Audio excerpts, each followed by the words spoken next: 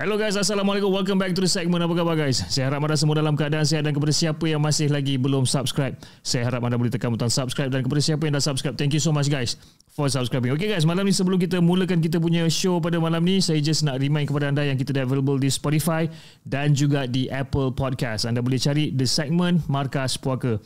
Malam ni saya pun tak tahu berapa banyak cerita yang kita nak keluarkan, tapi jom kita layan the intro.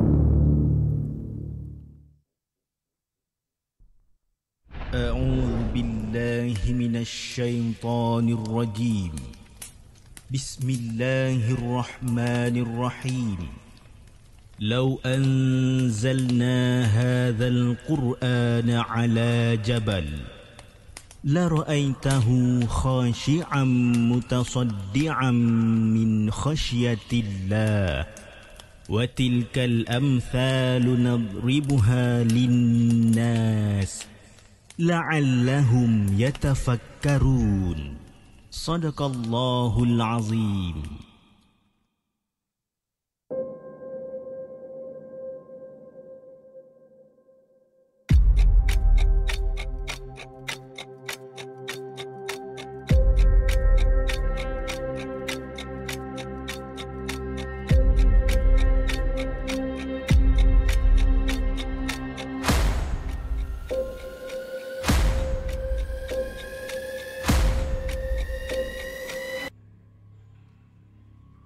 Alright guys, malam ni kita bersiaran sekali lagi, okay, dalam rancangan Bisikan Alam Gaib, okay. Tapi sebelum kita mulakan kita punya rancangan pada malam ni, saya just nak buat sedikit clarification ataupun sedikit orang kata penjelasan, okay. Mungkin ada yang faham ataupun ada yang kurang faham berkenaan dengan konsep Bisikan Alam Gaib ni. Okay, Bisikan Alam Gaib ni dia bukanlah orang kata kisah-kisah seram, tidak. Tapi dia more pada rancangan yang berkonsepkan podcast. Okay, rancangan yang berkonsepkan podcast, perbincangan antara dua host iaitu saya dan juga Acap berkenaan dengan topik-topik yang kita pilih ataupun topik-topik yang telah dihantar kepada kami untuk kita buat ulasan berkenaan dengan topik itu.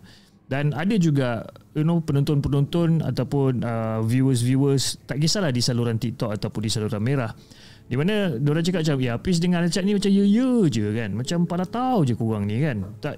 Basically saya pun tak tahu macam mana saya nak respon ataupun react in regards to that particular statement. Sebabkan apa benda yang kita tunggu kejap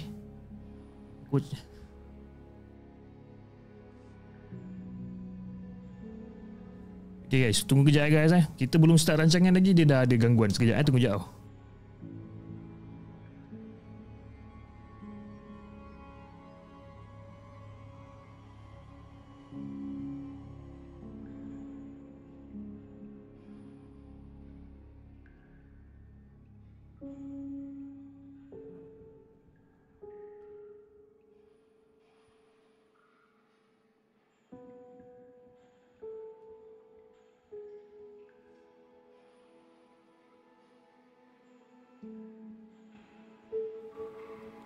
Alright, okay. Kat mana saya tadi okay. So, saya pun tak tahu macam mana nak respon berkenaan dengan statement yang sebegitu rupa, disebabkan bila kita buat rancangan ataupun kita go on berkenaan dengan Bisikan Alam Gaib ni, of course kita dah buat some certain studies lah. Dan studies tu berpandukan pada fakta-fakta yang kita orang terima ataupun fakta-fakta yang kita orang jumpa, of course daripada internet kan. Tapi sama ada fakta tu adalah 100% benar ataupun tidak, saya sendiri tak boleh nak sahkan benda tu kan. Okay, jadi tanpa membuang masa, malam ni again kita akan menjemput kita punya partner ataupun kita punya sidekick kita Iaitu Acap, si tukang cerita. Kan, tiba-tiba kau nak macam acah-acah comel kat situ Assalamualaikum semua. Waalaikumsalam warahmatullahi. Salam 27 Ramadan Harap-harap malam ni tak ada masalah teknikal lagi lah. Berkenaan dengan masalah teknikal pun satu juga, dia kata kan kenapa host pada episod yang lepas suara bergema dan sebagainya. Lepas tu diorang salahkan kau tu. Tu lah kan, bawa aura negatif lah apalah kan. Tak, basically bukan salah Acap, salah saya sebenarnya sebabkan sistem saya ada masalah teknikal tadi tu. Jadi dia macam ni tau. Dia kalau yang belajar engineering electrical ni semua dah tahu kan. Saya punya sendiri, suara saya bagi kat Apis proses. Bukan saya kan.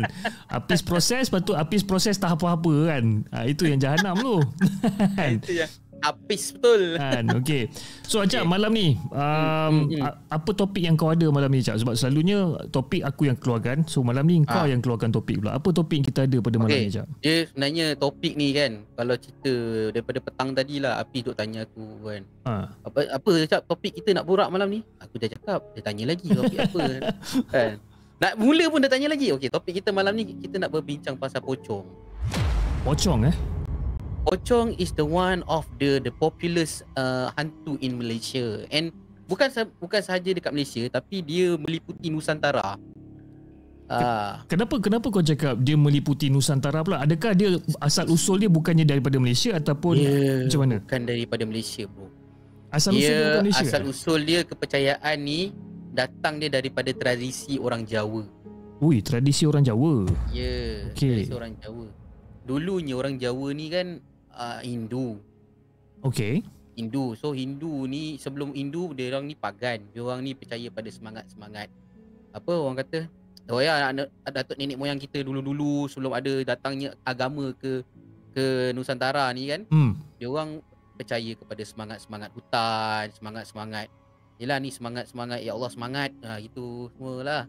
Lepas tu dia orang pergi kepada Hindu, Hindu. Lepas tu dah Hindu pun dia lebih kepada, yalah kalau kau tahu kan, Hindu kan dia lebih kepada benda yang sama, semangat-semangat, berhala, Tuhan itu, Tuhan ini, Tuhan matahari, apa benda semua. Dan daripada situlah wujudnya hantu-hantu ni. Lepas tu datang pula Islam. Budaya Hindu dengan budaya pagan tu dibawa ke dalam budaya Islam. Okey. Jadinya dia dah bercampur tau. Antara budaya dengan agama tu dah dicampur adukkan masa itu. Sebenarnya tidak. Sebenarnya dalam yang membawa Islam tu tak mencampur adukkan, tapi disebabkan oleh nenek moyang kita ni yang dah belah bawah-bawahnya tu dah confuse lah, mana adat, mana budaya, mana agama dia jadikan satu. Itu yang wujudnya kepercayaan hantu pocong ni. Hantu pocong yang biasanya ciri-ciri dia adalah manusia macam jenazah orang Islam yang dibungkus kafan warna putih tu, dan kemudian muncul. Dan kalau ikut kepercayaan orang Jawa, dia ni muncul dalam tempoh 40 hari waktu dia selepas dia meninggal dunia. Oh, basically dia meninggal dunia, dah tanam dan sebagainya, after 40 hari baru dia akan muncul. Tak, dalam tempoh 40 hari tu dia akan muncul lah. Dalam tempoh 40 hari. Okey. Alright. Dia kata kalau menurut kepercayaan kan, dia ni muncul mungkin sebab ada sesetengah kata sebab tali dia tak buka, muka dia tak buka lah, ataupun dia ni ditanam salah lah, ataupun dia ada lagi benda yang dia tak settle dalam dunia lah. Itu kepercayaan. Dia bukannya benda hantu ni memang ada, tidak. Dia adalah kepercayaan, budaya, ataupun lebih kepada mitos. Macam tu. Tapi macam yang aku cakap pada 2 episod yang lepas, kalau tak ada angin tak akan pokok bergoyang, betul tak? Betul. Dan ada je cerita-cerita orang yang jumpa benda-benda macam ni, benda semua kan. Lepas tu ada pula timbul cerita lain pula. Cerita dia ada dah cerita pasal pocong ni bentuk dia diikat-ikat macam tu, pakai kafan apa semua. Ada pula klasifikasi dia. Betul tak? Ada orang cerita kat aku lah. Bila kau cakap klasifikasi pocong klasifikasi dari segi apa sebenarnya ni? Okey, dia ada macam ni. Ada orang cakap dengan aku, kalau kau jumpa pocong dengan keadaan mungkin contoh ni na'udzubillah min zalik lah, kalau ada dalam ahli keluarga kita yang meninggal dunia, kan, dalam ahli keluarga kita meninggal dunia, dia muncul selepas dia dikebumikan, mungkin 1-2 hari selepas dia dikebumikan dia muncul dengan keadaan muka dia yang pucat, dengan dia, tapi dia sempurna lah muka dia apa semua, tapi cuma dia dalam keadaan macam pocong. Mungkin ada certain benda yang dia tak settle lagi. Mungkin dia nak minta tolong kau settlekan hutang dia ke, ataupun mungkin kau tak buka dia punya muka ke, kan. Macam-macam lah benda, tapi benda tu dia tak mendatangkan mudarat kepada orang. Cuma kita kalau tiba-tiba kan saudara kita meninggal, malam-malam kau bangun tengok dia depan muka kau, tolong bayarkan hutang teh ais aku, mampu. Memang pengsan lah. Memang tidaklah aku nak bayarkan hutang tu. Memang pengsan lah, cuma takut lah kan. Tapi biasanya benda-benda gini datang untuk dia minta bantuan lah, kan. Dan ada satu lagi klasifikasi, kalau korang jumpa hantu pocong yang muka dia dah pecah barai benda semua, itu adalah jenis yang berbahaya, yang memudaratkan dan memang dia bertujuan untuk mengganggu orang manusia. So okay, kalau kau tengok dekat aku punya background belakang aku ni sekarang ni kan, kalau kau tengok so ini adalah yang jahat ni lah. Yang ni yang jahat dah ni. Dia nak gigit kau tu, tengok muka dia. Jangan. Sat lagi dia gerak kepala dia, pening kepala aku kan. Kan? Jangan So basically yang ni yang jahat ni lah. Yang ni basic yang jahat. Dia ada lagi satu yang jahat. Tak apa, tu nanti kita pergi ke sana. Okey. Tapi apa yang aku tahu ataupun apa yang aku difahamkan berkenaan dengan toyol ni. Okey. Apa toyol kau? Toyol pula dah. Pocong ni macam mana boleh datang toyol pula? Itulah kan? Aku pun tak faham lah kau ni. Pocong ni kalau ikutkan pada beberapa tradisi orang di seberang sana lah, bukan kita lah orang di seberang sana, tradisi dia basically selepas dikebumikan, ikatan pada bahagian kepala dan juga bahagian kaki mayat ni perlu dibuka supaya dia seolah-olah macam dapat melepaskan roh daripada jasad. Okey, itu antara kepercayaan dia lah, atau kepercayaan tradisi itulah. Okey. Dan kalau katakanlah ikatan tu tidak dibuka kan, selepas dikebumikan, maknanya dikebumikan dia punya ikat kat kepala tu masih ada, ikat kat kaki tu pun masih ada juga. Si mati ni, okey, si mati ni akan terperangkap dekat dalam tubuh dia dan tak dapat nak menuju ke alam akhirat. Itu kepercayaan diorang. Betul. Dan diorang ni pula bila dah jadi macam tu, itulah sebabnya diorang ni dibangkitkan dalam bentuk pocong, okey, dan meminta orang untuk tolong bukakan dia punya tali ni. Dan kalau katakanlah tak ada siapa-siapa yang dapat bantu dia dalam tempoh-tempoh yang tertentu, yang macam kau cakap tadi within 14 day 40 hari tu, dia akan menjadi orang kata roh gentayangan ataupun roh yang berkeliaran selama-lamanya. Itu apa yang aku tahulah kan. Menurut kepercayaan lah. Menurut kepercayaan, betul. Betul. Kan? Tapi kan aku pernah diceritakan. Ini yang cerita ni orang surau tau. Dulu aku duduk kampung kan. Duduk kampung aku selalu lepak dengan arwah atuk saudara aku, dengan pakcik-pakcik situ. Tak tahulah macam mana, aku tak tahu macam mana dia punya cerita tu boleh ada. Dia cerita dekat kampung berdekatan dengan kampung ni lah, Kecoh satu hari ni, ada meninggal seorang budak tau. Budak ni umur dia belasan tahun, accident. Budak belasan tahun accident, dan budak ni budak tahfiz. Okey. Budak tahfiz meninggal. Lepas tu masa dikebumikan tu tak tahulah apa silapnya, budak tu setiap hari dia akan datang dalam mimpi bapak dia. Dan cerita ni aku pernah cover dalam aku punya channel. Dia setiap hari dia akan datang dalam mimpi bapak dia dalam keadaan dia sedih, dia minta tolong, kan. Dia kata ada sesuatu yang tak settle apa benda semualah. Lepas tu dah seminggu bapak dia mimpi macam ni, dia ingatkan tu mainan tidur je lah. Jadi dia cerita dengan mak kepada dengan isteri dia kan. Dia cakap, "Yang ni kita mimpi anak kita lah, berayu-rayu minta tolong, tak tahu apa yang dia nak minta tolong ni kan. Ni mainan tidur ke apa." Jadi atas orang rumah dia pun cakap, "Abang jumpalah dengan imam kan, dengan orang-orang pandai kat kampung kita ni." So bapak dia ni pun jumpa dengan imam kat kampung tu. Rupa-rupanya kau tahu, imam dengan Bilal yang imam dengan yang beberapa orang, bukan beberapa orang, imam dengan lagi seorang ni yang nguruskan jenazah tu pun mimpi benda yang sama. Oh, mimpi benda yang sama. Ya. Okey.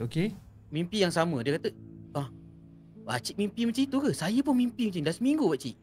Kan? Jadi apa yang diorang buat, diorang minta kebenaran daripada polis untuk bongkar balik kubur tu. Memang betul ada benda lah yang tak dibuka kapan tu. Tapi yang menjadi bualan orang kampung adalah jenazah tu dah 2 minggu tau dalam kubur.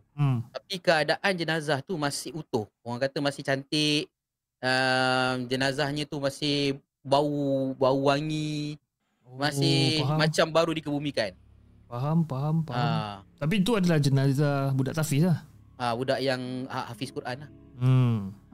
Dan lepas dia dah buat macam tu, dikebumikan semula, bapak dia mimpi lagi. Tapi kali ni dengan keadaan orang keadaan anak dia tu yang mukanya ceria, mukanya macam dia seolah-olah nak berterima kasih. Uish. Boleh tahan juga Ini cerita ni real tau. Dan cerita ni masa tu yang dihantar tu dia ada beritahu tahun bila jadi cerita ni? Tahun ni lama dah, tahun 80-an, 70-an gitulah. Oh, lama dah lah. Dia dekat-dekat area kampung aku. Oh, macam tu Aku masa dengar cerita ni, betul ke kan? Aku macam skeptikal juga. Atuk saudara aku dia kata macam biasa lah, macam kita lah cakap sini, jangan terlalu taksub kan. Jangan terlalu taksub. Memang itu semua adalah kehendak Allah lah. Betul. Allah mungkin Allah nak tunjukkan kekuasaan dia dengan cara macam itulah. Betul. Mungkin asbab dia nak tunjuk kalau nak tunjuk keadaan orang yang baik lah kan, meninggal dengan keadaan yang baik. Hafiz ke bukan hafiz Quran apa benda semua. Keadaan dia meninggal macam ini, sekurang-kurangnya benda tu memberi iktibar dan pengajaran untuk yang masih hidup kan. Faham. Macam tu. Tapi asal live dah ended? Tak tahulah. Sekejap aku try connect balik. Aku tak tahu apa hal. Okey dah. Okey. So aku ada juga dengar cerita, atau bukanlah dengar cerita, tapi kebanyakannya orang yang cakap aku, cara pocong ni pula dia ada beberapa cara untuk dia macam bergerak tau. Ada beberapa cara. Okey. Antara cara yang paling famous untuk dia bergerak daripada satu tempat ke satu tempat lain adalah dengan cara melompat lah. Itu antara yang paling famous lah. Yes. Iaitu dengan tangan dia yang masih terikat, dengan kaki dia yang masih terikat, dan dia melompat daripada satu tempat ke tempat yang lain. Tapi yang lompat ni pula dia ada 2 kategori. Satu lompat yang dekat-dekat, satu lagi lompat yang jauh-jauh. Kau cakap lompat dalam ada kategori dia macam lompat dalam guni. Bukan nekah. Ini dah cara lompat dengan mempunyai 2 kategori, lompat dekat dan lompat jauh macam tu. Okay. Dia ada dua version lah. Yang mana yang lompat dekat-dekat, setakat macam lompat. Lagi satu yang lompat yang jauh. Maknanya lompat, contohlah tiang elektrik yang pertama dengan tiang elektrik yang kedua, dia boleh lompat sejauh tu. Betul. Okay. Ada yang cakap macam tu. Ada yang cakap macam tu.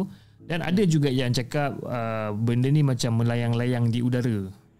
Ada juga yang cakap basically dia tak melompat tapi dia melayang. Tapi dia melayang laju lah. Yang tu. Dan ada yang lagi satu, dia akan muncul secara tiba-tiba, lepas tu dia hilang. Dia muncul kat sini, dia jumpa, dia muncul kat sini, lepas tu dia hilang. Dia muncul kat sini, lepas tu dia hilang. Kan? So dalam kategori, bukan kategori, dalam konteks pocong ni kan, kau rasa yang mana yang paling tepat sekali cara pergerakan dia?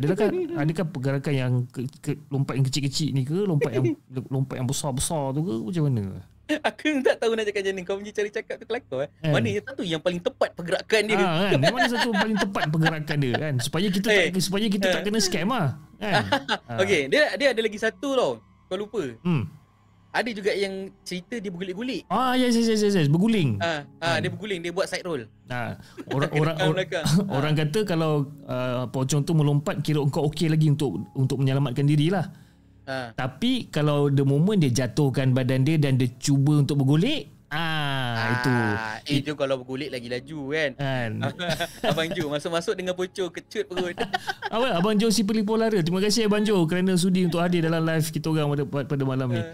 So basically diorang kata kalau the moment dia jatuhkan badan dia dan dia dah start bergolek, Dan alamat and lah korang. That's it lah korang. Memang korang kena punya.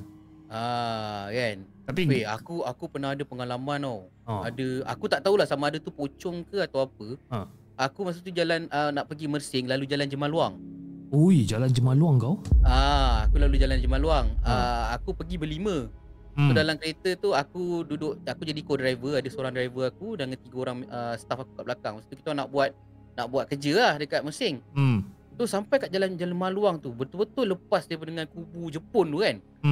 Jalan memang gelap gila dan driver aku buat lampu high beam lah. Oh, ada driver masa tu aku ada driver, staff aku punya admin. Okey, betul. So dia tengah drive. Tiba-tiba kita orang nampak macam ada benda putih laju bergulik datang kat kita orang. Okey. So tak sempat ngelak, langgar je. Oh, kau jalan tak je? Tak sempat. Kita tengah laju baik. Jalan straight, kereta tak ada. Bawa masa tu kita orang bawa Perdana V6. Memang laju lah. Masa tu tengah 18200 gitu. Weh, laju. Bila langgar benda tu macam melambung kereta sampai tercabut aku punya bumper ke tu. Alamak. Tercabut bumper, berhenti tepi. Nasib baik kita ada torchlight yang besar tu kan. Lepas tu check lah belakang apa benda kan. Tak ada apa tu. Tak ada apa. Tapi korang 2 orang memang nampak benda tu? Ya, aku memang nampak benda putih bergulik kan. Lepas tu kita orang pasang balik ni guna tali kambing. Kebetulan ada tali kambing kita yang buat ikat banner apa benda semua tu ada. So ikat bumper pakai tali kambing tu dulu sementara. Lepas tu jalan. Masa nak jalan tu, member aku belakang tepuk belakang. Jalan laju sikit. Asal kau jangan tengok kat side mirror, jangan tengok. Jalan je. Kita bila orang cakap jangan tengok kan lagi nak tengok kan. Betul. Kita memang macam tu. So aku tengok kat side mirror, benda tu jengah kat tiang elektrik gini baik. Apa benda ni?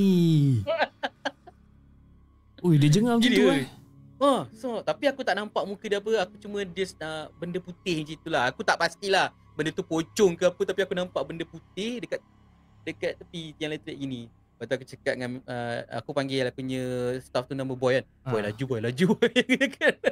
Kan dia dah cakap jangan pandang. Kau sibuk nak pandang. Kan? Tu. Cakap pasal jemaah pocong ni, dulu kan masa aku kerja dengan satu syarikat e-commerce ataupun syarikat logistik kan. Boleh ke sebut nama dia? Tak payahlah Tapi dia punya warehouse tu dekat Pulau Indah, dekat Kelang dekat Kelang kan. So bila dia ada satu warehouse besar kat situ, tapi dekat kawasan tu ada banyak warehouse yang lain tau. Okay? So depan warehouse tempat aku kerja ni adalah warehouse kontainer. Banyak gila kontainer kat situ. So diorang susun kontainer ni rapat-rapat tau. Rapat-rapat bertingkat-tingkat, macam-macam colour dia. Warna kuning, merah, biru, hijau. Macam-macam colour kontainer ada dan diorang susun rapat-rapat. Tapi tak adalah rapat-rapat antara body ke body, tak adalah rapat macam tu. Dia ada macam ruang sedikit. Mungkin probably ruang dia dalam 2 kaki, 3 kaki ruang dia. So dia susun. So pernah sekali tu salah seorang daripada member aku yang kerja dengan aku kat situ, dia tunjuk aku satu footage video. Masa tu budak-budak dekat company logistik tu, diorang tengah kerja malam. Diorang tengah pergi berehat. So diorang masa tu berehat lebih kurang dalam pukul 1 pagi 2 pagi kot diorang berehat masa tu. Dan diorang tengah lepak dekat, sebab diorang tak boleh merokok dekat dalam warehouse. So diorang kena merokok kat luar warehouse lah. So diorang duduk lah dekat tepi jalan tu kan, ada macam ada curb kat tepi tu. Diorang duduk lepak kat situ. So salah seorang daripada diorang ni rekod video benda yang dia nampak. Basically dia nampak dekat warehouse depan. Dekat warehouse depan tu, di antara celahan kontena tu ada seekor pocong kat situ. Dan pocong tu tengah hantuk-hantukkan kepala dia dekat kontena tu baik. Dia kalau pocong macam itulah orang cerita kan, hantuk-hantukkan kepala lah, dia lompat sikit-sikit gitulah kan. Itulah behavior dia. Alamak, saya kamera aku macam ni. Macam dia hantuk-hantukkan kepala kat situ. Dia migraine kot.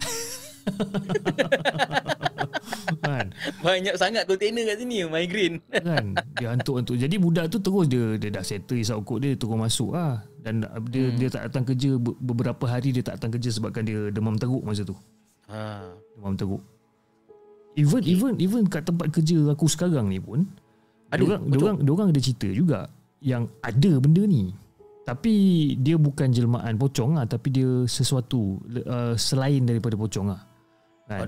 Mungkin tentu kita boleh kupas on the next coming topic lah kan. Tapi ada dekat beberapa lokasi, bukan sahaja di KL tapi ada juga beberapa lokasi yang lain. Memang ada benda tu. Aduh.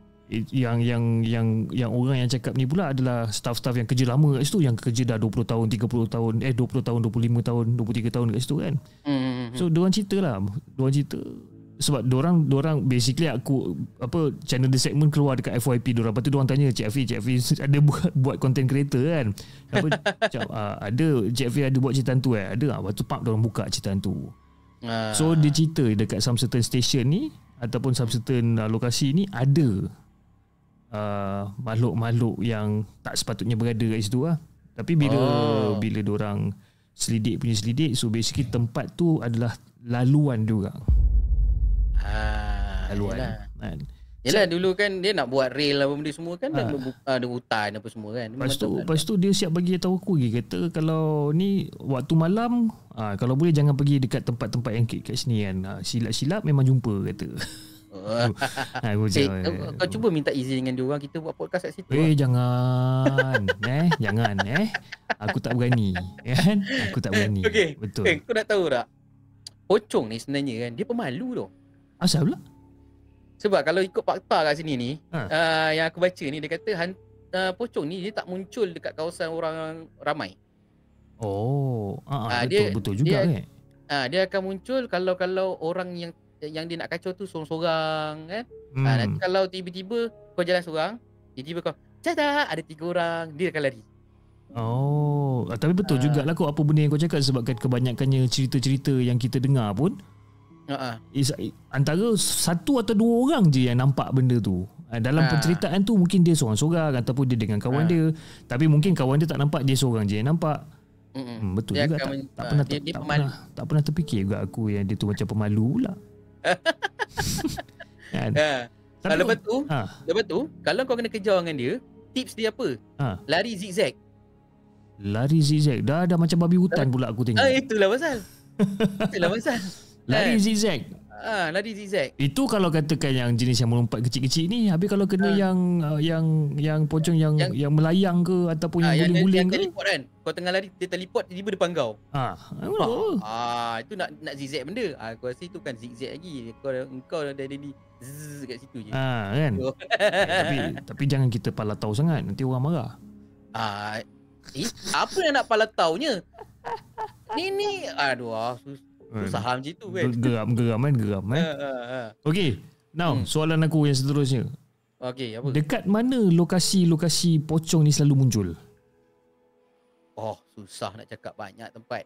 Sebab yang aku tahu, aku adalah beberapa artikel yang mengatakan tempat-tempat yang selalu diorang muncul ni, antara tempat yang paling famous adalah tanah perkuburan lama.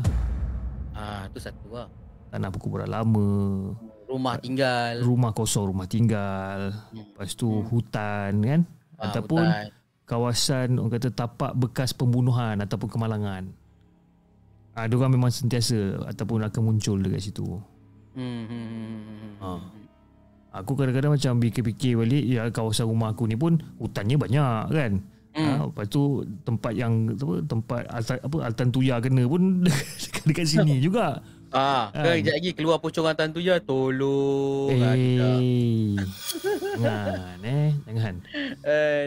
Dan macam mana kita nak, let's say lah kau kita tengah lepak dekat kedai ke, kita tengah lepak tengah buat podcast outdoor berdua dan sebagainya, dan let's say lah dia muncul macam ni kita nak halau dia ni? Jangan ambil konteks yang kita akan berlari lah. Of course kalau yang mana yang takut memang kita akan lari lah kan. Mana tadi aku dah nampak macam ni cara nak halau dia tadi. Tapi kalau katakanlah kau tak nak lari, kau tiba-tiba kau rasa penat, kau rasa semput, kau tak boleh nak berlari, tapi macam mana kita nak halau dia ni? Semput pelan sikit. Dia tu kan, kau semput, lupa kan? Amalina Baru kata tengok je. Itu kalau kita berani nak tengok aje. Okey. Jumpa dah. Kalau kita jumpa dengan dia orang ni, jangan lari bertempiaran kan. Kalau tak nanti mungkin dia akan ikut kita sampai rumah. Kan? Just jalan. Buat tak tahu je, sambil-sambil tu kau baca ayat kursi ke, surah-surah yang kau tahu. Kan? Yang kedua, jangan tenung mata dia. Jangan tenung mata dia Sebab dia tak ada mata. Dia tak ada mata. Aku tengah tengok aku punya ni dekat belakang. Janganlah. Kan? Tak ada sebab kalau kau tengok dekat belakang ni, dia ada mata. Cuma anak mata dia tu tak ada lah. Dia mata putih gitu kan. Jadi aku tak sure lah macam mana kita nak tenung mata dia. Itu antara cara lah. Tapi ada satu lagi seekor pocong ni. Satu lagi jenis pocong, iaitu orang panggil pocong merah. Pocong ada colour pula Ada colour. Yang ni dia mungkin PBSM kot dulu. Kan? Bengong kau ni. Pocong merah macam kau pakai baju colour merah sekarang ni? Ini maroon. Oh, maroon. Ini korban, babe. Oh, okey. Aku ingatkan itu warna merah. Tak, naik maroon. Okey. Pocong merah ni dia lebih ganas daripada pocong yang putih. Sebab bila kau cakap ganas ni, kenapa kau cakap ganas pula? Apa orang kata perbezaan antara warna putih dan merah ni? Okey. Katanya asal usul pocong merah ni daripada orang yang mati dalam keadaan berdendam. Dan menurut masyarakat Jawa dan of course Melayu kita lah, orang yang mati dengan penuh dendam dan dia ni teraniaya dan dibunuh dengan secara kejam, boleh balik menjadi pocong merah. Sebab dia punya roh ni tak diterima bumi, katanya lah. Tak diterima bumi dan akhirnya menjadi entiti yang ganas. So basically dia dalam kehidupan dia pun memang dia jahat gila lah ni. Sebab kalau kau kata dia pun tak diterima bumi. Sebab dia berdendam kan. Okey. Yang kedua, mangsa ilmu hitam. Mangsa ilmu hitam. Mangsa ilmu hitam. Ada kisah katanya pocong merah ni adalah mayat yang dihidupkan semula melalui ilmu sihir. Okey. So bomoh dengan dukun ilmu hitam ni gunakan mayat-mayat ni untuk jadi penjaga, jadi hamba ataupun alat untuk serang musuh dia orang lah. Macam ini antara benda baru lah yang aku dengar ni. Pocong merah. Pocong merah. Tapi ada kan movie biasa lah, kita punya negara jiran dia selalu buat movie hantu ni. Ada dia buat cerita pasal pocong merah. Aku ingat lah nama tajuk cerita tu. Pocong merah. Tapi satu je lah kalau masalah, kalau macam movie-movie daripada negara seberang ni kan, aku tak berani nak tengok sangat tau. Walaupun aku suka tengok cerita hantu. Takut kan? Tapi diorang punya takut tu lain sikit tau. Lagi-lagi kalau daripada Thailand, Indonesia ni, aku macam minta maaf lah. Kalau macam yang bukanlah aku kata macam nak merendahkan kita punya filem kat Malaysia ni, tidak. Tapi kalau cerita hantu Malaysia punya, kalau macam pocong ni, aku macam apa benda ni? Kau akan keluar soalan tu dalam kepala otak kau tu, macam apa benda ni? Bagi aku cerita-cerita seram yang best dalam Malaysia adalah cerita-cerita daripada Saiful Yusof lah. Itu nama dia, Saiful Yusof Samsul Yusof. Adik dia cerita action kan. Adik dia pun ada juga buat cerita. Samsul Yusof. Adik dia cerita action. Adik dia cerita action. Kalau cerita daripada Samsul Yusof ni, itu bagi aku antara yang seram lah. Cerita apa nama cerita Mamat tu? Kurafat. Kufarat, ya elahai. Kurafat. Kurafat. Lepas tu apa tu? Yang tu yelah Kurafat. Apa tak nama cerita tu yang pasal setan-setan tu kan, syaitan kan. Yang tu bagi aku memang agak seram lah cerita tu kan. Tapi kalau macam Indonesia punya, Thailand punya, tak boleh babe. Tak boleh kan. Okey. Pocong merah ni tadi kalau pocong yang biasa kita tak boleh tenung mata dia, jangan lari bertepiaran. Dia sama. Cuma dia ada tambahan. Jangan ada luka terbuka kat badan kau. Kalau ada? Kalau ada luka badan kau luka, cepat-cepat kau bersihkan. Sebab apa kena-mengena luka badan dengan dia ni? Sebab dia tertarik dengan bau darah tu. Faham. Kalau kau jalan tempat-tempat sunyi malam-malam, pastikanlah kalau kau ada luka, kau kena balutlah luka kau tu. Itu kalau kata orang luka. Tapi kalau katalah perempuan yang jalan-jalan dekat kawasan-kawasan macam tu kan, nak kata kawasan gelap tu tidak lah, mungkin dia jalan sorang-sorang nak balik rumah ke apa, tapi dia dalam keadaan yang tak bersih. Itu macam mana pula? Minta dengan bos, minta shift pagi je. Minta shift pagi. Habis kau ingat pocong tu datang pagi, waktu malam aja, pagi tak muncul. Tak, sebab pocong ni silau. Aku jarang lah jumpa pocong siang-siang. Jarang lah. Biasa Ya. benda-benda macam ni malam lah. Tapi itulah kan, kalau kita cerita pasal hal pocong ni pun aku teringat juga masa zaman pergi buat ghost hunting dulu dengan cousin aku, dengan budak-budak yang baru habis kerja. Masa tu kita orang kerja dekat TGI Friday kan. Aku sebagai seorang bartender dulu, budak-budak muda mana kita tahu kan. Kita pun kerja bartender kan. Itu kalau kerja shift malam pada pukul 3 sampai 12 tu, habis shift malam tu mulalah diorang ajak nak pergi lepak mamak lah apa semua. Tapi kita orang ada satu grup lebih kurang dalam 5-6 orang. Kita orang suka pergi ghost hunting. Okay. Ghost hunting, cari penyakit kan. Jadi kita orang masa tu, aku tak tahu, aku rasa kau dah dengar aku cerita ni, tapi mungkin ada penonton-penonton baru kita yang di saluran TikTok ni mungkin belum pernah dengar lagi.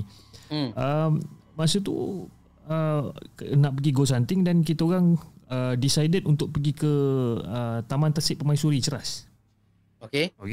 Kalau kau tahu zaman-zaman dulu Taman Tasik Permaisuri ni, dia banyak pokok-pokok besar kan. Pokok-pokok besar. Lepas tu dekat dalam kawasan taman tu, dia ada macam, aku tak tahulah sama ada longkang ke sungai ke, aku tak sure.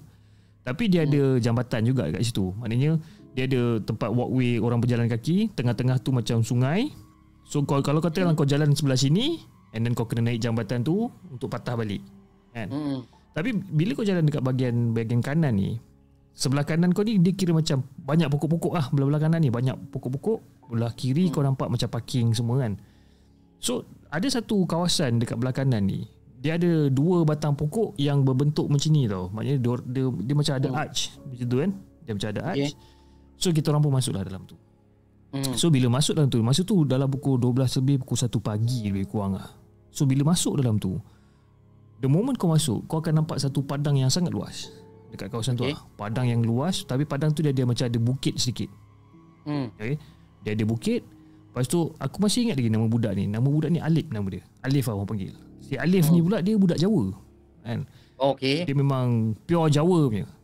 Lepas tu si Alif ni pun cakap, Pish Lan, cousin aku Lan lah Pish Lan, korang nak tengok pocong tak? Kata. Masa tu aku tak tahu pocong ni apa benda kan. Bukanlah tak tahu, tapi aku macam okay kan. Nak tengok, nak aku cakap.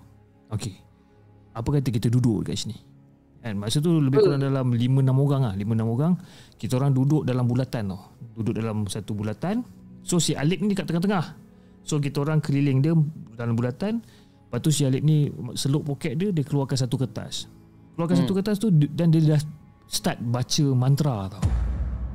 Aku tak tahulah mantra. Aku tak tahulah kalau katakan dia tipu aku dalam bahasa Jawa ke kan. Dia cakap si Apis ni bodoh, si Lan ni bengong. Aku tak tahu kan. Tapi cara dia baca memang sangat meyakinkan yang itu adalah mantra. Okay. Tapi baik, the moment dia baca tu, aku tak nampak apa-apa lagi. Tapi sampai satu time tu, semua dah senyap. Dia pun dah senyap. Budak-budak lain semua dah senyap. Lepas tu dia cakap, okay, kalau korang pandang belakang sekarang, korang jangan lari, dia kata. Okay lah. Aku macam, apa benda dia ni kan. So aku pun pandanglah ke belakang. Jadi bila aku pandang ke belakang, dekat hujung padang tu kan, macam aku cakap tadi, padang yang luas, hujung padang tu ada bukit sedikit kan. Dekat bukit tu, aku nampak macam ada benda yang naik tau. Macam tek, warna putih. Dia macam berdiri pap, macam tu. Aku macam ini apa benda kan. Dia cakap, aku cakap, Cik Lip, apa benda tu cakap kan. Dia kata, shh, dia kata, jangan tegur. Kan tadi kita nak panggil dia kata kan dia dah datang dah. Dia cakap itu. Cakap biar betul. Masa tu aku dah mind aku dah teruk lah. Aku macam betul ke tak betul, sebab itu antara orang kata macam first time aku nampak kan. Cakap betul ke tak betul ni cakap kan. And then bila nampak benda tu, then kita bagi contoh lah, sebab aku tak ingat cerita ni dah lama. Cerita ni daripada tahun 2001 2002. Masa tu lepas pada college lah. Lepas tu sebagai contoh lah, yang aku nampak tu 5 keluar kan. 1, 2, 3, 4, 5. Dan tiba-tiba dia jadi 4, dia jadi 3. Dia dah jadi kurang tau. Lepas tu si Alip ni cakap, okay, Peace, Lan, dengan budak-budak lain ni, jom kita gerak. Dia kata, cakap kenapa nak kena gerak sekarang kan. Kita gerak sekarang sebelum dia datang dengan dekat kita dengan lebih laju, dia cakap. So bila dipendekkan cerita, bila kita orang keluar daripada kawasan tu, kita orang dah pergi lepak mamak semua. Aku tanya balik si Alip ni kan, apa benda sebenarnya, apa maksud kau bila kita nampak benda tu ada 5 dan bila benda tu dah berkurang jadi 4, 3, 2, kan, dan kau suruh kita orang gerak supaya benda tu tak datang dengan kita dengan lebih laju lah. Dia kata sebenarnya benda tu masih ada dekat situ. It's just that bila dia dah keluar 5, dia jadi 4, dia jadi 3, dia jadi 2 ni, basically yang hilang ni sebenarnya dia bukan hilang. Dia jatuhkan badan dia. Dan dia dah ready nak gulik. Faham tak? Kau faham tak? Kan, Itu kalau dia datang ramai-ramai, kau dah macam main gitu lah. Kan? Jadi aku macam, oh yalah mak, biar betul aku cakap kan. So itu antara, tapi aku tak sure sama ada itu adalah mainan orang kata mainan minda aku ke apa, aku tak sure. Sebab agak jauh lah kau nampak benda tu agak jauh kan. Tapi bila aku fikir-fikirkan balik, mungkin mantra yang dia baca tu betul. Mungkin. Wallahualam, aku pun tak tahu lah. Itu antara pengalaman aku dengan si Cik Chong ni lah. Itu antara. Okay. Dekat asrama aku dulu pun pernah jadi benda yang okey, macam tadi aku cakap yang pocong ni juga dijadikan sebagai orang kata apa, belaan tau. Belaan, saka, apa benda semualah. Ada juga orang yang mengambil pocong ni sebagai belaan. Dia bela benda ni? Dia bela. Tujuan dia macam tu lah, macam aku cakap tadi lah. Macam yang dalam fakta ni cakap lah, nak serang musuh, nak sama juga macam tangkal azimat dan benda semua tu, nak melindungi diri dia lah, apa benda semua ni lah. Okey, pernah satu kejadian dekat asrama aku. Masa tu aku tingkatan 2 ke tak silap, tingkatan 2, tingkatan 3 lah. Okey, ada seorang junior aku ni, nama dia Kublai tau kita panggil. Kublai Khan? Tak, nama dia bukan Kublai. Tapi muka dia ni ala-ala orang Hindustan. Okay. Dan lepas tu masa orientasi dia, budak-budak junior ni akan dapat nama samaran. Lepas tu ada seorang senior aku ni cakap, muka dia ni macam pelakon Hindustan lah, Kublai Khan. Terus panggil Kublai. Okay. Kublai ni dia macam budaknya lurus bendul tau. Budak tu okey je, budaknya baik je, tapi dia macam lurus. Satu hari ada senior ni budak ni dah lurus bendul. Dia lebih-lebih tau bully budak ni. Tak tahulah macam mana dia cara dia bully ke apa, sampai budak tu sakit, budak tu balik rumah lah. Okey. Entah macam mana satu hari ni nak dijadikan cerita, budak senior ni macam biasa lah, pakai pakai cadar warna putih, nak buat main hantu-hantu jadi pocong benda semua. Masa tu aku dekat dom 4 dia. Masa tu dom kita ada 3 dom. Dom 3, 4 dengan dom 5. So dia orang bersiap dekat dom 5, dom yang atas ni. So aku kat dom 4. Tiba-tiba kita orang dengar bunyi dekat dom 3 ni menjerit-jerit tau. Budak dah kenapa? Dah menjerit-jerit sebab apa? Diorang dah kena dulu. Okey. Padahal budak-budak sini ni tak siap make up lagi kat atas. Diorang dah kena dulu. Diorang dah kena dulu. Masa tu pukul 11 lebih lah, hari Sabtu. Pukul 11.30 diorang memang tak tidur lagi. Kita orang pun tak tidur lagi.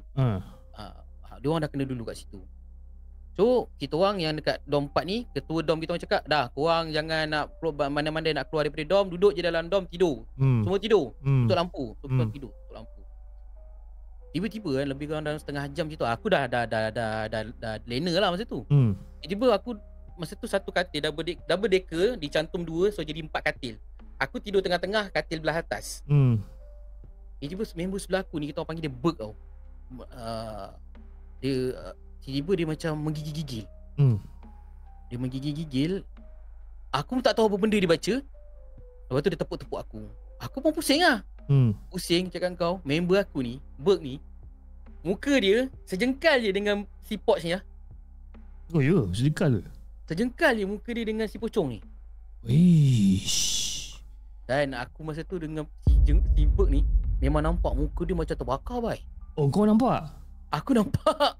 Aduh. Satu asrama kena. So kita orang tak tahulah benda ni apa datang. Mungkin kita orang masa tu fikir, ni sebab senior lah ni nak main hantu-hantu kan. Okey, selang beberapa minggu lepas tu Kublai ni tak masuk asrama. So ada seorang ni berada ni, dia memang rapat dengan Kublai, dengan keluarga dia semua. Rupanya katanya benda tu adalah benda yang melindungi Kublai. Dia marah sebab orang melebih-lebih bully si Kublai ni. Orang yang bully tu lebih teruk kena dengan si pocong ni. Oh, maknanya si family Kublai ni duk bela benda tu lah untuk jaga Tak anak tahu, dia. tak tahu Wallahualam. lah. Aku dengar cerita je. Tahu tak betul tak betul wallahu alam. Oh. Itu cerita dia je. Tapi memang gangguan tu memang jadi dekat asrama aku. Asrama Memang mana kau kecoh. masa tu? Aku isi lah Maktab Sutawakah. Oh. Itu orang kan asrama pusat. Asrama tu untuk yang pelajar-pelajar luar bandar je duduk. Sebab tu dorm je sikit je. Sebab asrama kita orang macam rumah banglo gitu je. Tapi memang itu pengalaman yang paling aku tak boleh lupa lah. Memang Tapi actually kan, cerita pasal pocong ni pula dia ada beberapa mitos ataupun beberapa kepercayaan lah. Yang diorang cakap percaya yang kalau katakanlah seseorang tu ternampak ataupun terserempak dengan pocong, itu petanda dia ajal dia dah nak dekat dah. Oh sudah. Itu antara mitos dia lah. Mitos dia lah, kepercayaan dia lah. Kepercayaan dia. Dan juga ada juga yang kata yang pocong ni sering dikaitkan dengan sihir dan juga ilmu hitam. Macam kau cakap lah kan, benda yang dibela dan mungkin untuk buat benda yang tak elok lah. Betul. Itu aku macam tapi itulah. Tapi kalau katakan antara pocong, toyol, pontianak, langsui ni kan, kau paling takut ataupun kau rasa yang paling mengerikan siapa sebenarnya? Aku paling mengerikan si pocong ni lah sebenarnya. Sebab satu jelma rupa dia macam tu. Lagi satu bila kau tengok dia ni mengingatkan nanti satu hari pun kau pakai macam dia juga. Itu yang paling menyeramkan sebenarnya. Kan dia muncul nak nakut-nakutkan kita tu, kita sebagai umat Islam yang ada pegangan yang benda semua ni, kita masih boleh fikir lagi yang Allah tu ada untuk melindungi kita. Kan tapi bila kau fikir balik, aku nanti satu hari pakai macam ni, nanti kat kubur aku kena, entah aku ni elok ke tidak kat kubur, nanti kena seksa ke tidak. Itu yang lebih seram sebenarnya. Ya tu kan. Kan. Tapi aku minta-minta sangat lah. Minta-minta sangat aku takkan jumpa lah benda-benda macam ni kan. Ya betul, aku pun tak nak jumpa benda-benda macam ni. Dulu masa aku kecil-kecil aku ada satu masalah. Bukanlah masalah, tapi setiap kali kalau aku demam panas, aku akan nampak satu mamat yang kepala besar. Pula? Besar, memang besar. Dia punya badan dia kecil je, badan dia kecil tapi kepala dia besar. Lepas tu maknanya kau macam bayang-bayang kau ke dia memang muncul? Memang muncul. Dan dia akan muncul di tempat-tempat yang pelik-pelik. Contoh? Sebagai contoh, aku ingat lagi masa tu aku tinggal dekat Kepong, dekat Taman Isan Kepong. Masa tu aku form 1 Form 1. Arwah ayah aku tengah tengok TV tau masa tu dekat luar. Dekat hall luar. Mak aku masa tu belum balik kerja gitu. Dan dia berlaku waktu siang Aku ingat lagi dia tengah tengok TV dekat luar.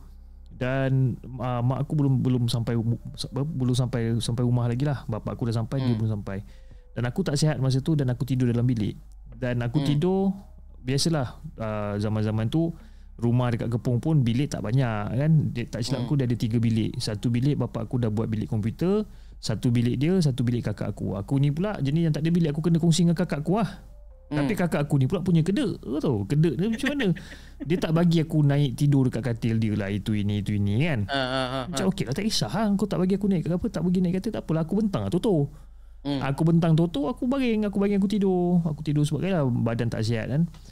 So the moment aku duk kalih kiri kanan,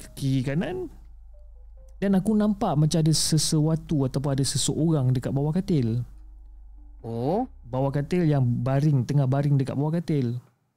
Aku perhatikan betul-betul. Dan kau bayangkan dalam bilik tu dia pakai, zaman-zaman dulu blackout curtain ni tak ada tau. Bukan tak ada lah, tapi mungkin blackout curtain ni mungkin kurang famous lah dulu kan. Tapi curtain tu tebal yang boleh orang kata tembus cahaya, yang boleh tembus cahaya sedikit. So dalam bilik tu memang pintu dah tutup, langsi semua dah tutup. So kau bayangkan ada limpahan cahaya yang kena dekat bahagian bawah katil tu lah. Cahaya daripada luar kan waktu siang kan. Dan aku macam nampak benda bawah katil ni. Aku diamkan lagi. Tapi the moment dia bergerak dan dia keluarkan muka dia daripada bawah katil, kau nampak bila daripada gelap dan dia keluarkan muka dia daripada bawah katil, dan dia akan jadi macam terang kan, sebabkan ada limpahan cahaya tu. Kau nampak benda tu baik. Kepala dia besar. Ini dah macam cerita It dah ni. Betul, serius. Dia punya kepala tu besar dan dia boleh senyum menyeringai dekat aku masa tu. Oh, time tu aku terus keluar daripada bilik, aku terus pergi peluk arwah bapak aku kuat-kuat. Aku cakap aku takut. Kan? Arwah bapak aku macam blur lah. Dia masa tu zaman-zaman dia main commodity stock exchange ke apa benda tah. Kan? Jadi dia tengah lah tengok TV ke, dia tengah buat kerja dekat dia punya komputer kan. Masa tu ada komputer dekat bahagian luar juga. Masa tu dia macam pelik lah, apa hal aku tiba-tiba jadi macam ni pula kan. Dia macam aku nampak benda tu. Dan bila masuk balik, dia dah tak ada. Dan benda ni pula, dia akan datang setiap kali kalau aku tengah demam. Oh. Dan benda tu berlaku lama jugalah, daripada aku dah J6 Form 1 sampai Form 3. Lepas pada Form 3 aku pindah asrama, duduk asrama, dan benda tu dah tak ada dah. So maybe benda tu datangnya daripada rumah dekat Kepong tu. Mungkin lah. Tapi kau pernah cerita tak benda ni kat mak ayah kau? Tak, aku tak pernah cerita pun. Sebab bagi aku time tu kalau katakan aku cerita pun probably diorang tak percaya. Iyalah. Sebab apa? Masa aku panjat dekat arwah bapak aku masa tu, duk peluk dia, duk takut ni. Aku cakap ada benda, aku yang kena amun lah. So bila dah jadi macam tu, memang tidaklah aku nak bagi tahu siapa-siapa. Sebab mungkin bagi diorang macam aku ni ibu saja nak reka-reka ke cerita kan. Yalah, betul lah tu. Tapi yelah, kau tak, aku pun nak tanya kan, lepas tu tak pergi tanya apa, kau cerita dengan mak ayah kau pun kena amun. Kan? Memang tidaklah aku nak suruh macam arwah ayah aku suruh panggil ustaz ke. Masa zaman-zaman tu mana kita tahu benda-benda ni bang. Kita tak tahu benda-benda ni pun. Kan? Yang aku tahu yang memang ada hantu apa semua, yang kau tahu kau baca Al-Fatihah, kau baca ayat kursi, baca 3 kul, settle kan. Mana kita ada pendedahan kena pergi jumpa ustaz, suruh ustaz datang rumah, pagar rumah dan sebagainya, this and that. Mana kita ada pengalaman tu? Tak ada. Kan, kita tak ada pengetahuan tu. Okey, berkenaan dengan pocong. Okey, dah alang-alang kita cerita pasal pocong ni, aku ada satu cerita yang seseorang hantarlah berkenaan dengan pocong ni. Okey, apa kata kalau aku baca satu cerita ni dan mungkin kita boleh ulaskan cerita ni macam mana Berapa muka surat tu? 1.5. Okey. Tak banyak. Kau baca, aku lelap jap. Kau ajar. Okey, jom kita bacakan kisah daripada Azman.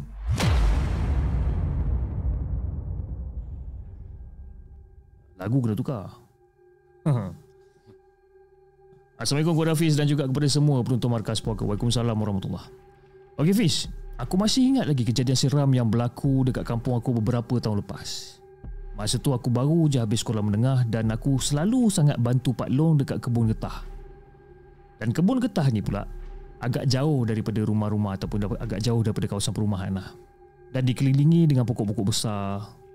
Dan dia memang, walaupun pada waktu tengah hari, kawasan tu akan jadi macam redup sangat. Walaupun waktu tengah hari, matahari tengah tegak, kawasan tu jadi redup. Jadi pada malam tu Fiz, Pak Long ajak aku temankan dia pergi kebun. Kan? Kata dia ada dengar macam ada bunyi benda-benda pelik daripada kawasan getah tua dekat hujung kebun tu. Jadi aku sebenarnya macam, yelah, ajak pergi malam-malam Pis, aku mana nak pergi sangat kan. Tapi Pak Long dah janji dengan aku ni. Dia janji, dia kata, Man, kalau kau ikut Pak Long pergi, Pak Long bayar kau upah lebih. Jadi bila aku dengar Pak Long aku nak bayar aku upah lebih, aku pun apa lagi, jom lah kan. Jadi kita orang sampai kat kebun tu Pis lebih kurang dalam pukul 10 malam macam tu. Dan dengan hanya berbekalkan lampu suluh dan juga parang kecil, kita orang mula menyusuri lorong tanah merah yang dikelilingi dengan pokok-pokok getah yang tinggi ni. Angin malam tu sejuk Pis. Tapi ada satu benda yang membuatkan aku rasa macam tak sedap hati. Apa benda tu? Aku macam terbau. Masa tu ada bau tanah bercampur dengan daun kering basah. Okey, bau tanah yang bercampur dengan daun kering basah menusuk hidung aku ni. Dan masa kita orang tengah jalan dekat situ, yang tiba-tiba Pak Long berhenti berjalan. Bila Pak Long berhenti berjalan, lepas tu Pak Long bisik dekat aku, Man, kau dengar tak apa benda yang Pak Long dengar ni? Aku masa tu pasang telinga je Pis. Aku pasang telinga. Jadi pada mulanya bunyi cengkerik, bunyi unggas malam. Tapi kemudian, tak lama kemudian, lebih kurang dalam 1 minit 2 minit macam tu, kita orang terdengar bunyi sesuatu melompat-lompat dekat atas daun kering Fish. Aku suluh tau. Masa aku dengar bunyi, aku dengar bunyi ni, Aku suluh ke arah bunyi tu, tapi aku tak nampak apa-apa. Lepas tu aku terus macam rasa tak sedap hati. Aku cakap, Pak Long, jomlah Pak Long kita balik. Masa aku cakap dekat Pak Long, Pak Long jomlah kita balik, Pak Long aku gelengkan kepala dia, Fish. Dia tak nak balik. Dia teruskan perjalanan dia. Tapi makin lama makin jauh kat dalam hutan. Aku dah tak ada pilihan ni, Fish. Aku terpaksa ikut dia. Jadi bila dah sampai dekat jalan-jalan tu, bila dah sampai dekat satu kawasan tu, ada sampai satu selekor kecil. Sampai dekat selekor kecil ni, aku terdengar suara bisikan yang sangat-sangat perlahan, Fish. Aku pandang sekeliling, masa tu tak ada siapa-siapa pun. Dan secara tiba-tiba dekat kawasan hujung tu, secara tiba-tiba angin bertiup sangat-sangat kuat dan lampu suluh aku terpadam, Fish. Aku cepat-cepat ni tepuk lampu suluh aku ni. Aku tepuk. Aku cuba untuk nyalakan lampu suluh aku ni. Bila dah nyala balik lampu suluh ni, aku suluh ke depan. Bila aku suluh ke depan, aku nampak ada benda yang berdiri dekat depan kita orang ni, Fish. Jadi selain daripada kain putih lusuh ni, kain putih lusuh yang kita orang nampak macam dia berkibar-kibar disebabkan kena tiup angin ni, bau busuk tu makin lama makin kuat. Makin lama makin kuat. Lepas tu bila aku dah sedar apa benda yang aku nampak, aku jegilkan mata aku. Aku terus jerit, Pak Long, aku jerit. Pak Long masa tu terdiam. Depan kita orang, Fish, tak lain tak bukan, ada pocong tengah berdiri kaku dekat depan kita orang, Fish. Wajah dia, untuk bagikan gambaran kepada Hafiz dan juga kepada semua penonton Markas Puaka, wajah dia ni hitam lebam. Bahagian mata dia kosong, Fish. Dan kain kapan dia ni pula, dia seolah-olah macam kain kapan yang dah lama terbiar. Dan secara perlahan-lahan pocong tu melompat ke arah kita orang. Masa tu aku rasa kaki aku macam dah berat gila, Fish. Jantung aku dah berdegup macam nak meletup masa tu. Dan secara tiba-tiba Pak Long tarik tangan aku, dia suruh aku berlari. Dan aku tak fikir panjang. Bila Pak Long dah suruh aku berlari, aku tak fikir panjang. Aku terus pecut bersama dengan dia. Tapi bunyi lompat tu, bunyi lompat-lompat tu makin lama makin dekat, makin lama makin dekat. Dan masa tu aku dengar Pak Long sempat baca beberapa ayat suci sambil-sambil menulis ke belakang. Dan kemudian Aku lagi, aku terdengar satu jeritan yang sangat-sangat kuat, Fish. Tapi jeritan tu bukanlah daripada pocong, tapi seolah-olah jeritan ataupun suara hilayan daripada suara seorang perempuan. Tengok betul lah dia ni. Suara hilayan seorang perempuan, Fish. Dan masa tu aku toleh ke belakang, suara perempuan tu dah tak ada, pocong tu pun hilang di sebalik pokok-pokok getah. Kita orang lari sempat sampai kat rumah. Malam tu aku tak boleh tidur, Fish. Esoknya tu, dipendekkan cerita, Pak Long cerita kat aku pada keesokan harinya yang dulu ada seorang lelaki pernah meninggal dunia dekat kawasan kebun tu. Tapi mata dia ditemui mati dekat dalam kawasan kebun, tapi mata dia tu tak pernah dijumpai pun. Dia mati dalam keadaan mata dia tu dah kosong. Bila aku fikir-fikirkan balik, mungkin pocong yang aku jumpa semalam tu daripada mayat lelaki tu kot. Jadi sejak daripada malam tu, aku tak pernah lagi berani nak masuk ke kawasan kebun getah tu pada malam-malam. Sebab apa? Setahu akulah, mungkin masih ada yang menunggu lagi kat sana, Fish. Jadi itulah, Fish, kisah yang aku nak kongsikan dengan Hafiz dan juga kepada semua penonton Markas Puaka. Assalamualaikum. Seram cerita ni. Wah. Sebab apa? Dia bagi 2 in 1. Kan? Yelah kau panggil tinggal aku dengar. Kan? Dia bagi 2 in 1, babe. Kan? Dia ada pocong satu, dia ada ponti satu. Aduh. Ponti tu cannot. Selalu aku tengok the segment dekat phone je kan, dia punya bunyi dia tak berapa nak menangkap sangat. Ini kita pakai headset monitor. Baru kau tahu kan macam mana suara hilayan dia kan. Itu dia. Tapi bagus lah. Terima kasih Azman di atas satu perkongsian yang menarik berkenaan dengan pocong di kebun getah. Tapi bila dia kena 2 in 1 ni, kalau aku jadi dia pun aku rasa aku jam masa tu. Jam it. Tapi itulah, satu daripada jalan cerita dia bagus. Cuma ada satu yang membuatkan aku macam tertanya-tanya. Apa benda yang Pak Long dengar sebenarnya sampaikan dia nak masuk kebun getah tu pada waktu malam? Kan? Itu. Aku pun tanya juga. Aku Dia macam apa yang dia nak apa yang dia kejarkan sangat kat kebun getah tu? kan, bila kau dah sampai kat dalam, lepas tu tiba-tiba kau pula yang lagi kan. Lepas dia nak ambil getah scrub ke apa? Tak boleh tunggu pagi ke? Kan Pak Long Pak Long nak ambil biji getah. Mungkin dia nak ambil biji getah agaknya kan. Nak buat main batu seremban. Terima kasih Azman di atas satu perkongsian yang menarik pada malam ni. Terima kasih. Kau ada? Kau punya penonton hantar cerita pasal pocong ada? Banyak juga. Tak banyak lah. Tak banyak. Mostly cerita pocong semua aku punya pengalaman sendiri. Kau ada pengalaman yang lain berkenaan dengan pocong ni? Salah satunya adalah waktu aku tengah godak dodol dengan arwah atuk aku. Tengah kacau dodol? Tengah kacau dodol. Masa tu bukan raya. Okay. Dulu ayah aku ada satu bisnes jual dodol masuk Singapura. Ekspor pergi Singapura. Ekspor pergi Singapura. Kita orang tak bungkus pakai plastik tau. Kita orang bungkus pakai daun upih. Okay. Daun upih. So satu malam aku teman atuk aku lah, arwah atuk aku ni dengan sepupu aku 2 orang lagi. Tengah godak dodol dan rumah tu sebelah dia ada bangsal. Memang bangsal ni memang atuk aku letaklah dia punya peralatan dia. Sebab atuk aku kerja kampung. Yang buat kerja kampung. Lepas tu sebelah bangsal tu ada satu jalan kecil pergi ke kampung sebelah, nak pergi kampung sebelah. Kita orang panggil jalan beteng. Jalan beteng ni ada pokok-pokok kelapa. Ada campur dengan pokok kelapa sawit, ada pokok durian, ada pokok macam-macam pokok ada lah. So masa kita orang tengah godak tu, tengah godak-godak tiba-tiba dengar bunyi macam orang berjalan dekat semak tu, bunyi macam tu. Orang jalan kat semak. So kita orang relax je lah.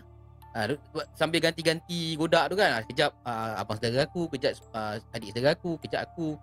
Masa adik saudara aku tengah godak, tiba-tiba dia berhenti tau. Aku tanya, Man, kenapa? Lengoh ke apa? Tak ada apa. Cuba, tu apa tu lah? Dia cakap aku macam tu. Lepas tu kita orang semua tengok lah kan. Tengok. Lepas tu kita orang tu bangun. Cakap dengan kita orang, atuk aku tu lah, kita panggil Yai. Ada benda kat belakang tu. Lepas tu Yai aku ni dia pekak tau. Dia sebab dulu zaman Jepun dia kena lempang. Jadi dia ada masalah pendengaran. Kena lempang sampai pekak telinga atuk saudara aku dulu dia pemain gazal. Dan masa dia tengah buat show tu, Jepun datang, sepak dia orang ni semua. Aduh. Jadi dia sebelah telinga dia salah satu telinga dia tak tahu kiri ke kanan dia yang kurang. Tu cakap, apa toh? Dia cakap macam tu. Ni apa abang saudara aku cakap, kat belakang tu ada benda. So atuk aku dia ambil macam dia punya kayu cota ke apa, macam kayu apa itu. Dia ambil, dia tengok kan, aku ingatkan montu ni nak patah balik ke apa tau. Dia pergi ambil parang, dia kejar bai. Dia kejar benda tu? Ya. Oi. Dia kejar, dia masuk ke hutan belakang tu. Lepas tu lebih selang 5-10 minit tu dia patah balik. Dia cakap, dah benda tu dah hilang. Dia cakap. Tapi berani lah Syul, dia kejar benda tu kan. Arwah nenek aku, masa dia cerita, masa maklum aku, kakak pada ayah aku nak bersalingkan anak nombor 3, nombor 4, ada langsui tunggu dekat pokok jambu. Dia halau pakai payung je. Kau nak buat apa kat sini? Pergi. Macam halau kucing tu. Lepas tu benda tu belah.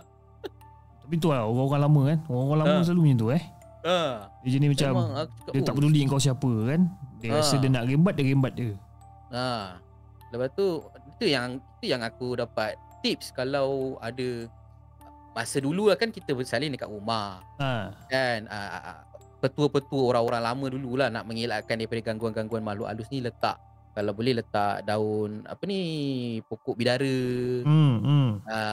Dekat pintu masuk rumah tu tak daun pokok bidara, ataupun dekat depan rumah tu letak daun pokok limau purut kalau boleh tanam. Tanyalah kenapa? Sebab benda ni semua tajam dan dia orang takut, dia orang tak suka dengan bau-bau pokok-pokok ni. Itu petua orang lama lah.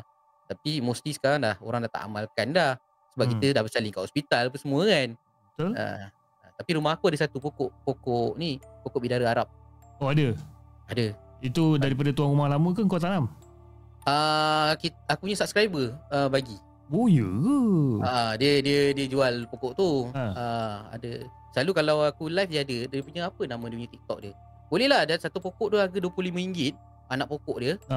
So kalau korang beli RM25, lepas tu korang tanam apa semua, jaga, benda tu berguna apa? Okey apa RM25 kan untuk anak pokok. Kan? Boleh tanam depan rumah. Nanti share kontak dia kan. Nanti aku share. Kan boleh juga kalau beli pokok bidara tu letak tanam depan rumah ke apa kan. Sebab bagus lah. Betul. Okey. Alright, cerita pocong. That's about it lah cerita pocong. I mean pocong is pocong lah. Kita pun nak kupas banyak berkenaan dengan pocong pun, kita pusing-pusing pun dekat situ aja. Betul. Kan? Jadi Cap, sebelum kita tamatkan kita punya podcast pada malam ni Cap, kau ada apa-apa macam biasalah, kau ada apa-apa pesanan ke, nak titipkan pesanan tak ada. Aku cuma nak bagi satu fakta kat sini. Aku tadi ada baca dekat Pejabat Mufti Wilayah Persekutuan punya artikel. Okey. Ada orang bertanya kepada kita punya mufti, adakah hantu-hantu yang digambarkan masyarakat kita ni wujud?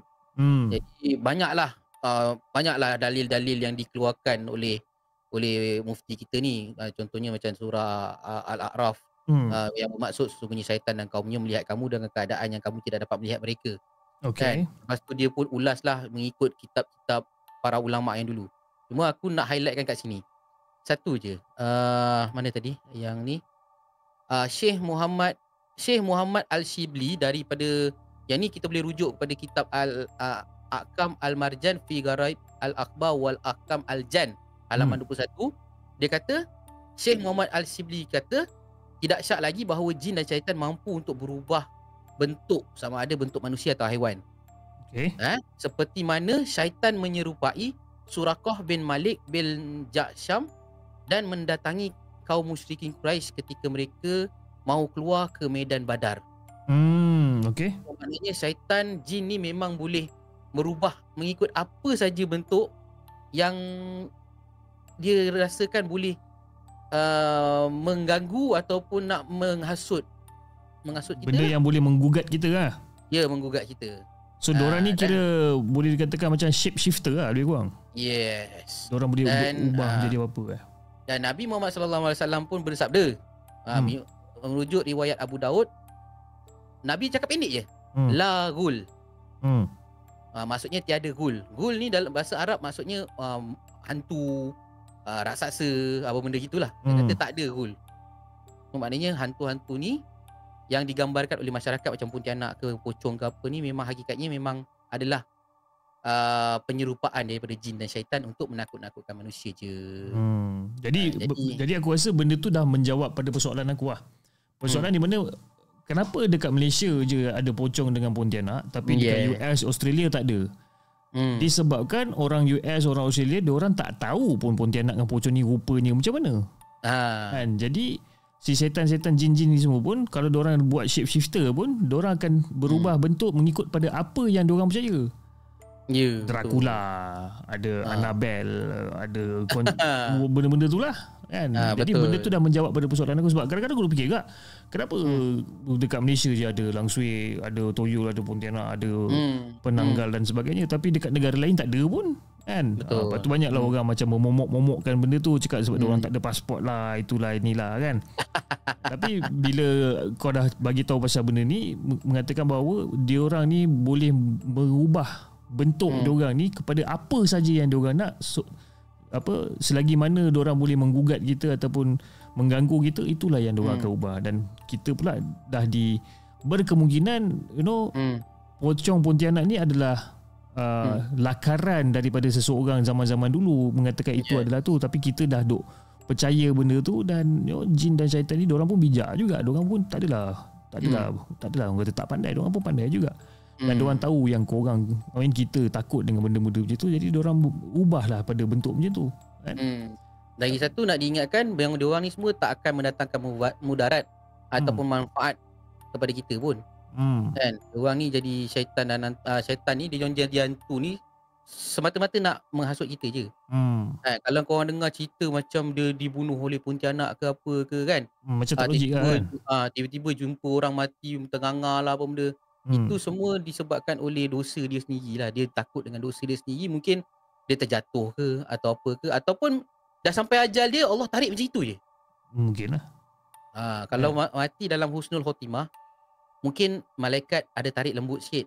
Tapi kalau kau ni buat dosa dan kau dah tahu kau buat dosa tapi kau tak nak bertaubat apa semua, sampai ajal kau malaikat zap je. Itu yang mati tengah-tengah benda semua tu. Make sense. Betul. So gitulah. Maknanya benda ni bisikan alam gaib ni, kita nak supaya orang kita ni minda tu lebih terbuka lah. Betul. Berkaitan dengan benda-benda macam ni. Okay, alright. Terima kasih Cap di atas satu orang kata pesanan yang berharga pada malam ni. Ya, sebab kau pun dah keluarkan apa orang kata fakta-fakta daripada Mufti Wilayah Persekutuan kan. Jadi nak orang tak boleh lah cakap kita ni palatau kan, sebab kan itu adalah daripada fakta daripada Mufti sendiri kan. Takkan kita lepas ni aku rasa kau kena letak kat description tu dia, kita punya sumber. Sumber kan. Betul juga sumber daripada mana datang. Betul. Kau baca sendiri, ada tulis kat situ apa kan. Okey, sebelum kita tamatkan kita punya podcast pada malam ni Jap, aku ataupun saya nak mengambil kesempatan ni juga untuk mengucapkan aku pun tak tahu bila yang kita akan buat recording lagi kan, sebab kan besok dah Jumaat, lepas tu nanti Sabtu esok aku dah balik Johor. Kau dah balik Johor, dan Sabtu Ahad aku dah start busy nak kemas rumah dan sebagainya. Jadi mungkin tak ada orang kata tak ada masa yang terluang untuk buat rakaman.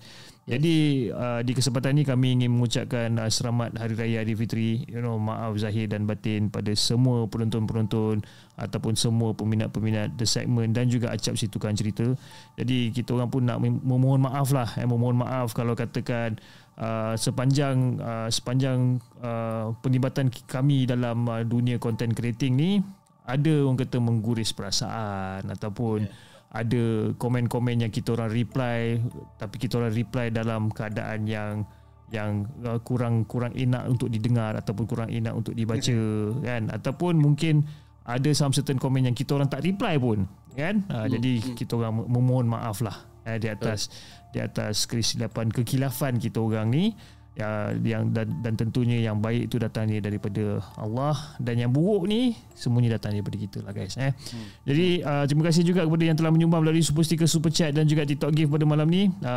Sebelum live ini adalah live yang kedua, tapi live yang pertama tadi ada beberapa orang yang dah buat sumbangan, cuma nama dia dah tak keluar dekat sini. Tapi apa yang saya ingat Ifazila, sebab dia buat sumbangan yang sangat banyak tadi, dan kita ada sumbangan daripada Jardin Channel dan juga daripada Lokman. Terima kasih atas sumbangan-sumbangan yang telah diberikan. Jadi kepada anda yang ingin pulang ke kampung dalam keadaan yang selamat, bawa kereta jangan laju-laju, jangan kau nak overtake lori ke bas ke, kau follow je, kau relax, okey.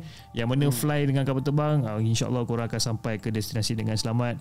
Agak-agak bosan, buka The Segment, buka Acap Si Tukang Cerita, korang dengar layan cerita hantu kita orang sampailah ke destinasi korang, okey.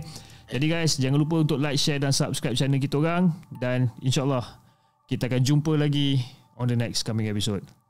Assalamualaikum. Bye-bye.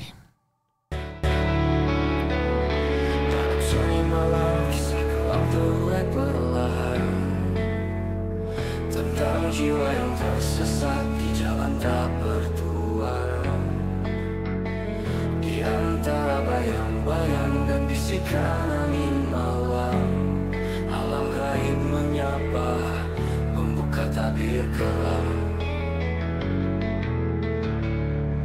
Aku berjalan di lorong sepi tanpa cahaya, seakan nenek moyang mengintai dari sudut mata. Warisan beban yang tak pernah ku pinta, mengikuti langkahku, bayangan yang menghantui jiwa. Bisikan halus mengalun dari pepohonan, mengisahkan cerita tentang dosa dan penyesalan. Sangkau merayap di udara tanpa aroma, racun tak kasat mata, memburu tanpa tanda.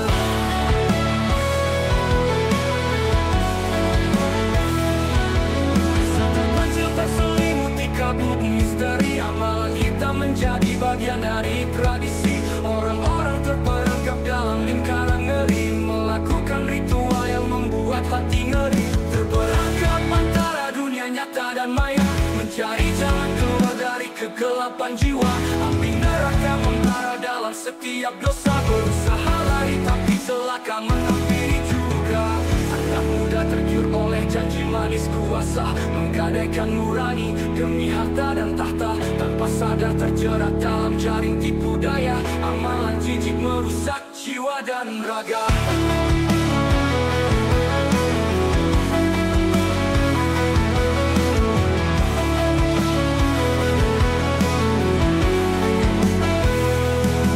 Penduduk kampung hidup dalam kepalsuan, menghamba pada ilmu yang penuh kemunafikan.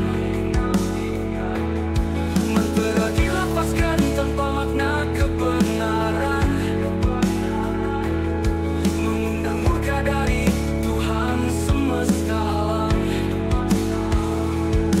Rumah-rumah jual berdiri dengan angkuhnya, menjadi saksi bisu praktik yang tercela. Di balik tirai jendela ada rahasia gelap tentang jiwa-jiwa yang telah lama tenggelam. Terperangkap antara dunia nyata dan maya, mencari jalan keluar dari kegelapan jiwa. Api neraka membara dalam setiap dosa, berusaha lari tapi celaka menghampiri juga. Di tengah keputusasaan cahaya mulai tampak, seorang bijak datang membawa petunjuk mutlak, mengajarkan bahwa jalan gelap bukan akhir kisah, masih ada hari.